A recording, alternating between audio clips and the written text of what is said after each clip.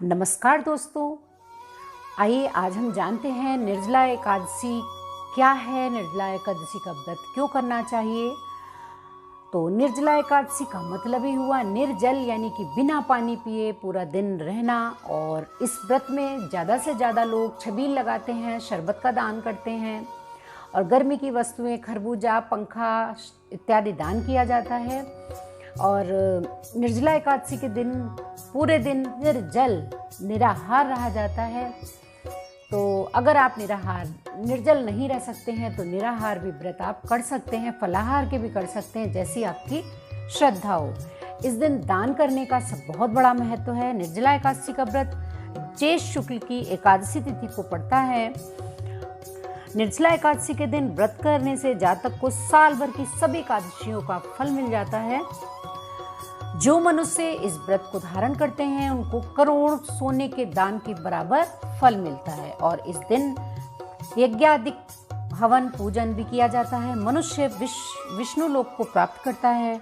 जो मनुष्य इस दिन अन्न खाते हैं वे चांडाल के समान होते हैं, वे अंत में नरक को जाते हैं। जिसने निर्जला एकादशी का व्रत किया है वह चाहे ब्रह्म हत्यारा हो, मद्यपान करता हो, चोरी की हो, गुरु के साथ द्वेष किया हो, इस व्रत के प्रभाव से वह स्वर्ग को प्राप्त होता है।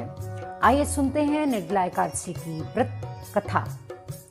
निर्जला एकादशी व्रत की कथा इस प्रकार है। भीमसेन व्यास जी से कहने लगे कि हे पितामह, भ्राता युधिष्ठिर, माता कुंती, द्रौपदी, अर्जुन, नकुल और सहदेव आदि सब एकादशी का व्रत करने को कहते हैं, परंतु महाराज मैं उनसे कहता हूँ कि भाई मैं भगवान की शक्ति पूजा आदि कर सकता हूँ, दान भी दे सकता हूँ, लेकिन मैं व्रत नहीं रह सकता हूँ, बिना भोजन के नहीं रह सकता हूँ। इस पर व्यास जी क्या कहते हैं सुनिए। हे भीमसेन, यदि तुम नरक को बुरा और स्वर्ग को अच्छा बताते हो तो प्रति मास की दोनों एकादशियों को अन्न मत खाया करो। भीम कहने लगे कि हे पितामह, मैं तो पहले ही ये कह चुका हूँ कि मैं भूख सहन नहीं कर सकता।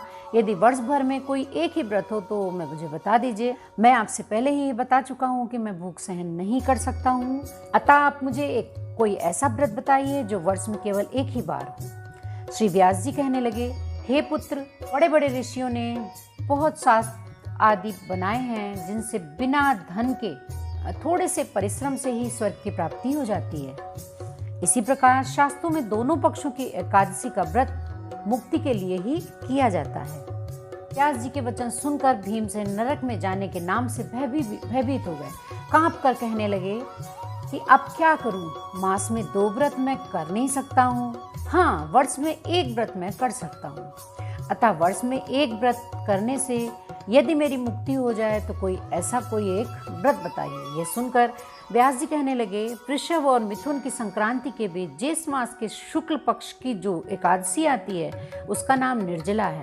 तुम उस एकादशी का व्रत करो। इस एकादशी के व्रत में स्नान और आचमन के सिवा जल वर्जित है।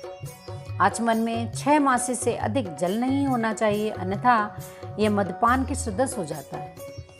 इस दिन भोजन नहीं करना चाहिए क्योंकि भोजन करने से व्रत नष्ट हो जाता है।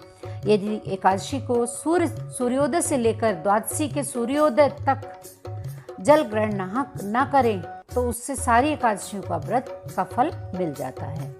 द्वादशी को सूर्योदय से पहले उठकर स्नान आदि करके ब्राह्मणों का दान आदि करना चाहिए। इसके पश्चात भूखे और सत्पात्र ब्राह्मणों को भोजन कराकर फिर आप स्वयं भोजन करें। इसका फल पूरे 1 वर्ष की संपूर्ण एकादशियों के बराबर होता है।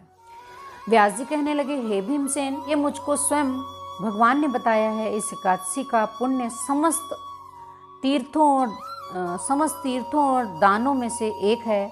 केवल एक दिन मनुष्य निर्जल रहने से सभी पापों से छूट जाता है। जो मनुष्य निर्जला एकादशी का व्रत करते हैं उनकी मृत्यु के समय यमदूत आकर नहीं गिरते, वरन भगवान के पार्षद उसे पुष्पक विमान में बिठाकर स्वर्ग को ले जाते हैं। अतः संसार में सबसे श्रेष्ठ निर्जला एकादशी का व्रत है, इसलिए यत्न के साथ इस व्रत को करना चाहिए। उस दिन ओम नमो भगवते वासुदेव मंत्र का जाप उच्चारण करें और गौदान करें। इस प्रकार व्यास जी की आज्ञानुसार भीमसेन ने इस व्रत को किया, इसलिए इस एकादशी को भीमसेनी एकादशी या पांडव एकादशी भी कहा जाता है। निर्जला एकादशी करने से पूर्व भगवान से प्रार्थना करें कि हे भगवान, आज मैं निर्जला व्रत करता हूँ, दूसरे दिन भोजन करूँगा, मैं इस व्रत को श्रद्धापूर्वक करूँगा, अतः आपकी कृपा से मेरे सब पाप नष्ट हो जाएं।